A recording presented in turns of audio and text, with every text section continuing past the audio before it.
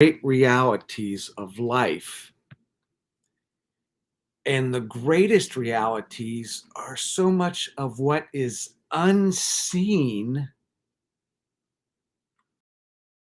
but what is unseen manifested, shown forth when it has to do with God, reveals his heart, his calling, his love to his people.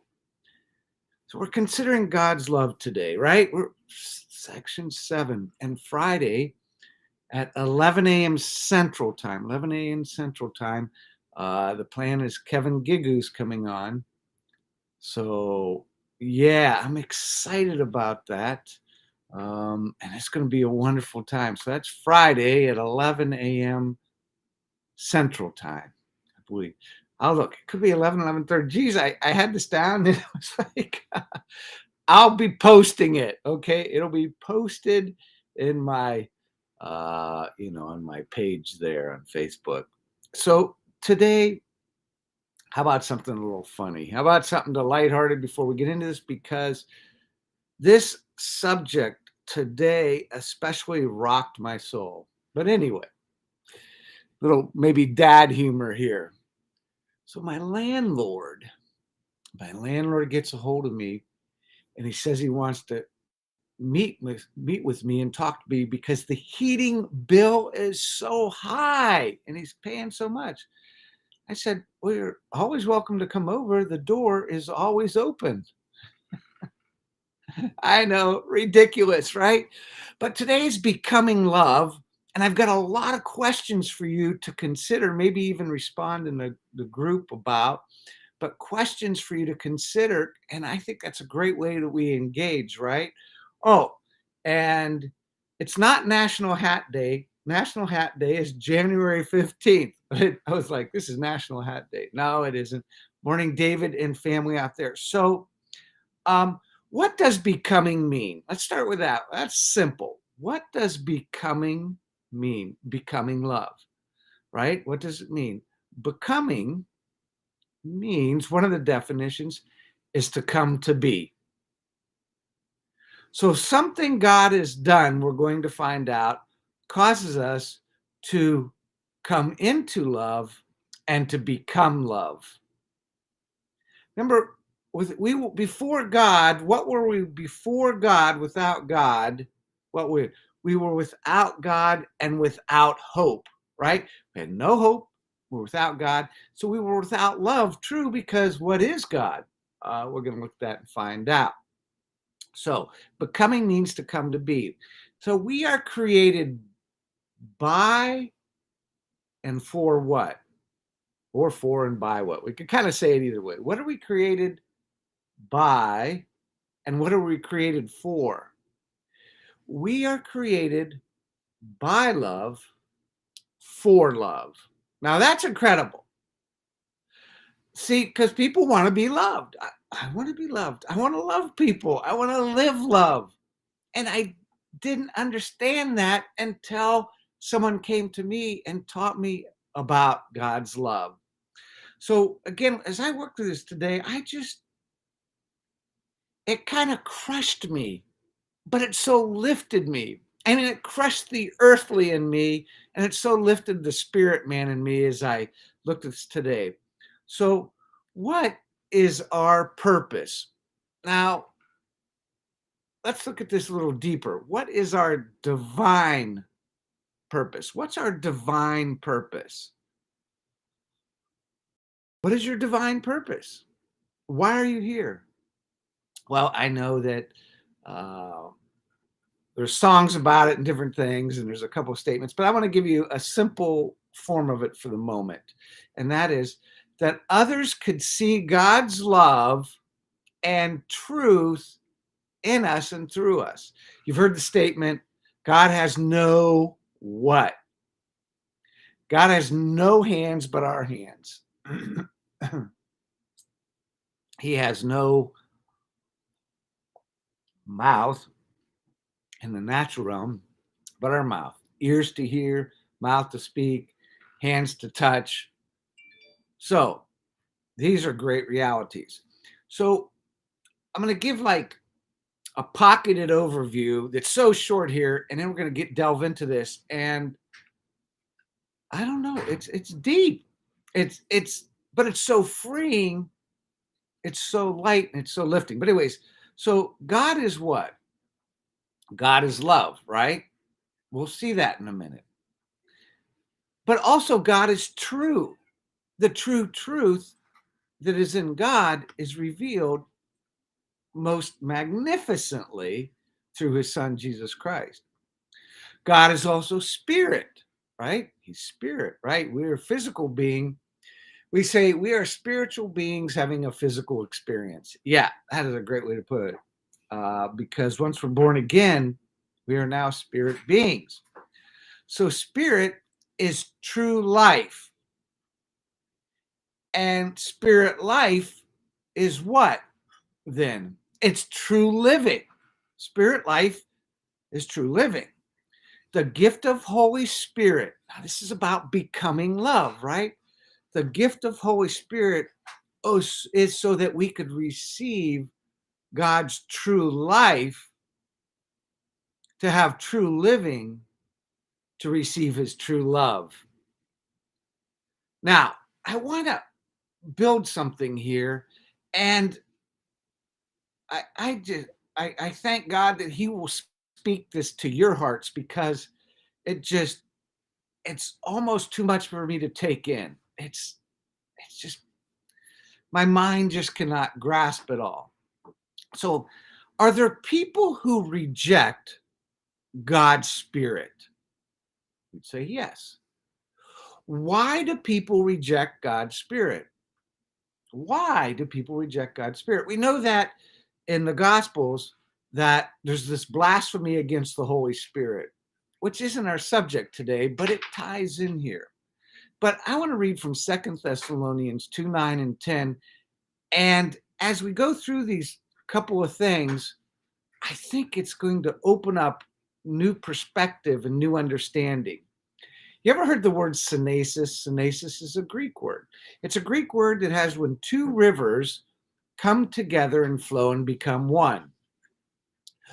Have you ever had, I know, epiphany? Someone says an epiphany. It's like an epiphany, just like a revelation, an insight into something. But we can have understanding of something, of one thing, and understanding of another thing. And we may not see how they fit together. But when the what did I say? That was synesis.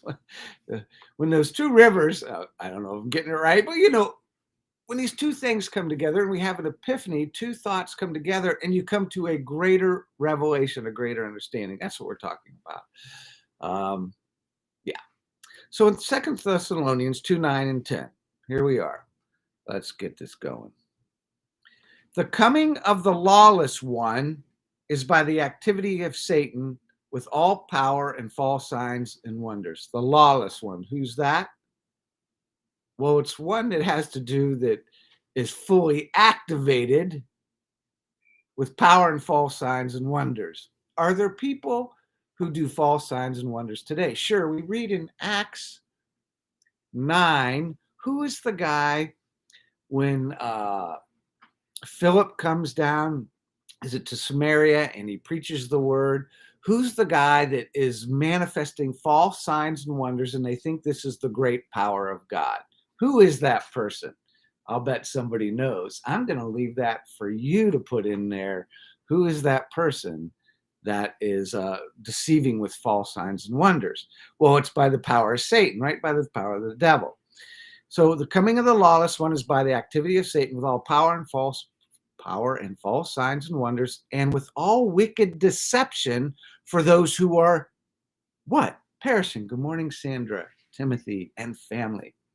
Because they refuse the love of the truth and so to be saved. Now, I shared this probably once or twice or times before, but today we're going to have our epiphany. We're going to come to a synesis that I think leads us to something greater. So Satan, the devil, is the one who has the working of Satan's. Satan is like one of his hats in a sense, right? The way he works to deceive people. So with all wicked deception, he's using that.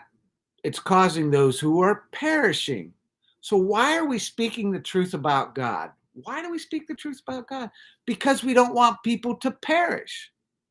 It doesn't say they will perish and have new life later. No, it says people are perishing and their only hope is God.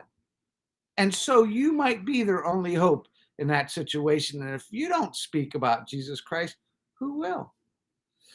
So with all wicked deception, this lawless one, that causing those who are perishing because they refuse the love of the truth and so to be saved. Now, wait a minute. God is spirit. They that worship him must worship him in spirit and truth. God is love. Right? We haven't even looked at that verse yet. We haven't got there. But they refuse the love of the truth and so to be saved. So what are they rejecting that is love and truth? And so to be saved. They're rejecting the Spirit of God to be saved. And that's truth that we are sharing and caring and ministering to people is the love of the truth and love. Man. So they're rejecting the Spirit of God because they're rejecting truth and love.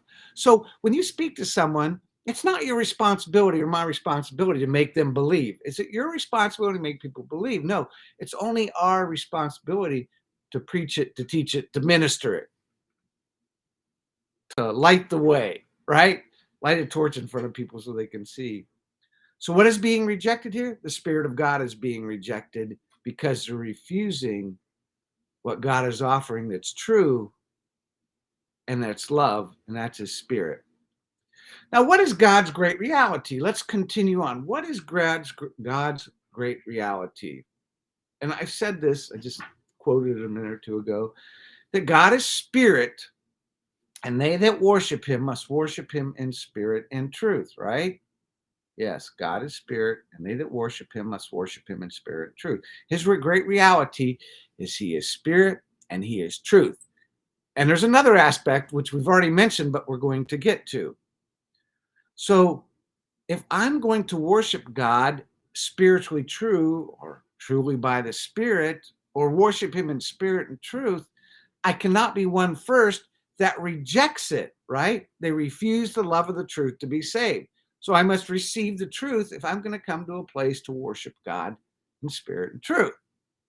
So this spirit and this truth that is God and is his spirit, what he is a great reality. But what is God's greatest quality? What is God's greatest quality? Anybody know? By the time we'll get to it at the same time. What is God's greatest quality? 1 John 4, 7 through 9. 1 John chapter 4, verses 7 through 9. What do we call it? Not the gospel, but the epistle. Beloved, let us love one another. Sandra, you hit it. You got it. That was sharp there. Thank you. Beloved, let us love one another, for love is from God. So love is from God, but is that the only perspective? It's from him. And whoever loves has been born of God, knows God. So that means no one that is not born of God, they're not born again. And born again is anathen, born again. Anathen means born from above. See, we're not born. When Jesus talked to people, it says, you are of your father, the devil. They were born from beneath. We're born from above, which gives us this heavenly seating, placement, and authority. And whoever loves has been born of God and knows God, because why? Sandra, I think you put it in there. And in this, the love of God has been made manifest among us, and that God sent his only Son into the world so that we might live through him. And in this, the love of God is manifest among us, that God sent his only Son in the world and that we might live through him. But that middle verse, that's the one I want. Anyone who does not love does not know God, because God is love. So God's greatest quality is love. So we're learning something here. Becoming love, our title, we need the Spirit of God, right? We need God's Spirit because it is a gift of love, in love, and that Spirit actually is love. Because when you manifest the Spirit of God, you are manifesting love. When you are manifesting, speaking His truth, you are manifesting love. This comes from the Spirit. Jesus Christ said, "The words I speak to you, they are spirit and life. They're also words of truth, loving truth, true love." So, what is God's greatest quality? Is love. Now, how is love poured into us? We'll talk about becoming love, to come to be. How is God's love poured into us? Romans 5:5. And hope does not put us to shame, because God's love has been poured into our hearts, so our lives, right, but into our hearts, through the Holy Spirit has been given to us. So how has God poured out love to us? By His gift of Holy Spirit. That's incredible. That just these are such simple things, like childlike things and truths, but it is, Sam, the Holy Spirit. It's so, I, it's like it's crushing me, but not in a bad way. It's just crushing the old me, and it's so lifting the new me, right? The new who is Christ in you, which is Christ in you. So, how is God's love poured into us? By the Spirit that's given into us. Have you ever thought about that? Probably, right? So, now, what is, we say Christ in you, the hope of glory. There's a record in, I used to say it's not Jesus in you. You remember I did a teaching maybe 2-3 years ago. Oh, it's, and I got rocked to the soul on this one. It's like 1 Corinthians 4, 2 Corinthians 4, that it calls it Jesus manifesting in us. So it's not only Christ in you, it is Jesus living and manifesting in you. I know I would say it's not Jesus in you, it's Christ in you. But the scriptures say, I don't have it in front of me because it's not part of our thing, but it also calls it Jesus living in you, manifesting you, Jesus in you. So that's not wrong. When people say that, don't condemn them for that, because the word also calls it that. But I didn't see that. No one taught me that. I didn't know it. When I saw it, that was another epiphany, a synesis of understanding, a revelatory insight from God, His Son, His Word. Now, in Galatians 4, 6, and 7, whoops, my page just went way off the page. And because you are sons, what? You're sons, right? And it's all inclusive, right? Male, female. God has sent the Spirit of His Son into our hearts, saying, Abba, Father, right? The deepest calling out of heart to God. Abba, Father. It's such an incredible, deep calling of our heart to our Father. It's an endearing, a most endearing, oh, my Father, the Father whom I love, the one who loves me truly. Okay, Abba, Father. So you see, you are no longer, this is verse 7 of Galatians 4. So you are no longer a slave. What were they in the Old Testament? They were slaves. They were servants. But a son, and if a son, an heir through God. Remember Romans 8, we're heirs of God through Jesus Christ, or heirs of God, joint heirs with Jesus Christ. It doesn't call Jesus, we're not heirs of Jesus Christ, right? We're heirs of God through Him, but we're joint heirs with Him, equal. And this speaks into that. We're no longer slaves, but sons, His children, right? And if a son, we're heirs through God. How? By His Son. What does that offer? God, who created the whole universe, put everything in its place, stars in their courses, greater light, lesser light, all the plant life, us, create all these, Adam and Eve, right? Gets down to us eventually. What does that mean? as an heir of God, we have access to everything he had. Isn't that what happened with the forgiving father? I know the prodigal son, but the forgiving father in the Gospels. The son that stayed around was like, hey, you just did all this for this son who was really unloving toward you. And I've been here doing all your bidding. What about me? Well, he said, son, you always had all these things. We too easily forget the access we have to God, that we can come boldly before the throne of grace to find help in time of need, that we have access with God, this full, complete access with God. It's too easy to forget or pass on it. We must have our understanding enlightened, right? Your hearts being enlightened, that you may know what is the hope of his calling and so forth. Ephesians 1:20, somewhere around there. So God gives his children the second best gift. Oh, no. No, God would never do that to you or I. God gives us his best gift. It is a gift of love and is given and entrusted to us, and it is spirit, and it is true, and it is what is right. That is why it's also called the spirit of truth, because it is true. True spirit, spiritually true, and truly spiritual. Now, I want to read that to you. I never read that I remembered that maybe it's called the spirit of truth.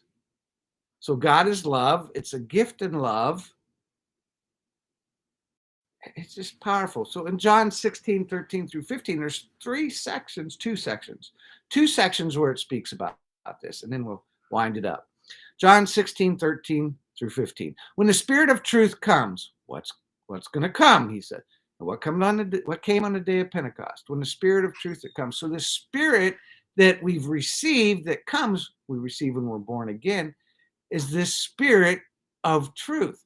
So it is love. We're receiving love because God is love, and he's poured out his spirit into his heart, poured that love and all. Because so the spirit is love, but it's true. When the spirit of truth comes, he will guide you into all truth. He will not speak on his own authority, but whatever he hears, he will speak. And he will declare to you things that are come. So things that are come. He will glorify me, and he will take of what is mine and declare it to you. And the Father, and that the Father has his mind, all that the Father has is mine. Therefore I said he will take what is mine and declare it to you. He's the head of the church. Jesus Christ is put in the head of the church. So God has giving these things to his son. Where did they originate? God. Then he gave them to his son, and now his son is imparting them to us so that we equally share in that.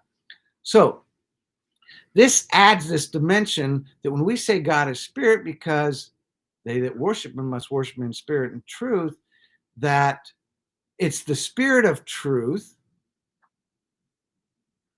And by that spirit, we can worship God in spirit and truth. And some of you know that what is the manifestation? It's almost a gift, right? The manifestation, the evidence, the operation of the spirit that is true, that is the spirit in operation, and is perfect worship to God. Has praise, worship, has all these aspects. I will pray in the spirit. I will pray with my understanding. I will sing with my understanding. I will sing with my spirit, Paul said, right? And when they were, that would be 1 Corinthians 14. And in the first part of 1 Corinthians 12, when they were speaking in tongues, the people must have been saying, oh, you're cursing your God. But it says that no one can say Jesus is Lord but by that Holy Spirit, by operating that spirit. Wow. So when we speak by the Spirit of God, him, the Lord who loves you and cares for you greatly. When we speak in tongues, this is a perfect worship. This is spiritually true because the Spirit is true, and it's all these things. So we cannot meet these requirements without the Spirit. When the Spirit comes, when we've received it, it came on Pentecost, we can worship in spirit and truth. And again, we know that came on the day of Pentecost. So I've got one more piece here. And man, I'm going to leave you just, you could be like skipping through your day, hop, skip, and a go or something, because we're on our way and we're seated in the heavenlies. We are placed in such a wonderful thing. You know, if you were in a foreign country, the safest place in a foreign country, if there was issues going on, would be where? Where would be the safest place in a foreign country? Well, it should be the embassy. If we our embassy and wherever, if you're in that embassy, that should be the safest place. Well, we're emissaries in the sense that we're ambassadors for God. So in and being seated in the heavenlies, we are that's kind of like what we are, but in a spiritual sense, right? We're in heaven's embassy as heaven's ambassadors and messengers. What does it say? 1 Corinthians 5 about the righteousness of God and being ambassadors for Christ. And then we have this word of reconciliation to carry out the ministry of reconciliation. Okay, I want to get this last one. John 14, 16, and 17. If you love me, you will keep my commandments. And I will ask the Father, and he will give you another helper. Remember that comforter, that teacher, this helper, to be with you forever. Those are different aspects of it. Even the Spirit of truth. Wow. Worship God in spirit and truth. He's going to give us the Spirit of truth, and that's how we can do it, truly do it. And I'll ask the Father, and he'll give you another helper to be with you forever, even the Spirit of truth, whom the world cannot receive. Can the world receive it? It cannot. But can an individual that turns to God, it's impossible. Was it Nicodemus, that Jesus spoke to? And he spoke about being born again. How can one be born again? Well, you got to re-enter the womb or what? Right? He was talking about something far greater, this being born from above. So even the Spirit of truth, in this John 14, verse 17, whom the world cannot receive because it neither sees him nor knows him, you know him, for he dwells with you, right, for them, and will be in you. On the day of Pentecost, something far greater came, where that seed, that incorruptible seed, is born within us. So it is called the Spirit of truth. The Spirit is called the Spirit of his Son. It is God's love being poured out into us. So you and I have become love. And so minister these truths to one another and have a glorious day, you mighty men and women of God, and speak life. And we declare life. We declare physical life in bodies here in the live or the replay, that God's love, truth, spirit, the Spirit of his Son right now is so manifesting in your body that all sickness, all disease, and all infirmities are eradicated in your body. And that you step forth, take a deep breath. I am a child of God, and God has poured into me his love, his truth, his Spirit. This is true life and true living and wholeness. And that Spirit is overtaking my fleshly weakness and imparting life. And so sickness, disease, infirmities of all manner and of all kind, I command them to leave your body right now as you are released, because you are released into the glorious liberty of the children of God, because you are his child. And that's what we are bringing to the world.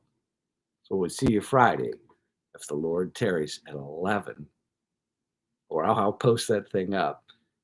And you are an amazing person because of what lives in you, and you have become love.